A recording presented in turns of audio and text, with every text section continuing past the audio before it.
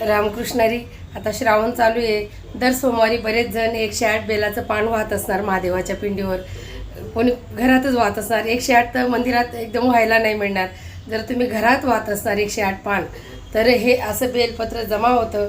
हे बेलपत्र टाकून नाही द्यायचं, हे जमा करायचं.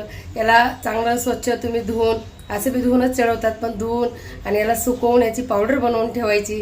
तर ज्यांना शुगर असेल, सकाळी सकाळी 1 चमचा, म्हणजे छोटासा चमचा, जास्त मोठा नाही, 1 चमचा छोटा घ्यायचं पावडर ती, आणि वरून गरम पाणी पिऊन घ्यायचं. तर शुगर बऱ्याच प्रमाणात कमी होते. बेलपत्रामध्ये प्रचंड ताकद आहे. तर मला असं वाटतं माझ्या लोकांना जर शुगर असेल तर हा उपाय करायला हरकत नाही आहे. कारण आम्ही करतो. लिंगायत साहेबांना थोडा शुगरचा प्रॉब्लेम आहे, तर मी हमेशा त्यांना बेलपत्राचं पावडर देत असते. नाहीतर आमच्या घरामध्ये बेलाचं झाड आहे.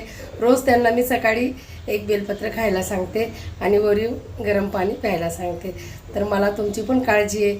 तर हा सुंदर उपाय आहे. हा भोलेनाथाचा प्रसाद आहे आणि आशीर्वादही आहे. तर तुम्हाला करायला हरकत नाही आहे. बेलपत्र फेकू नये, जमा करून सुकवायचं. करून बघा आणि आनंदाने जीवन जगा. रामकृष्ण हरी. ओम नमः शिवाय.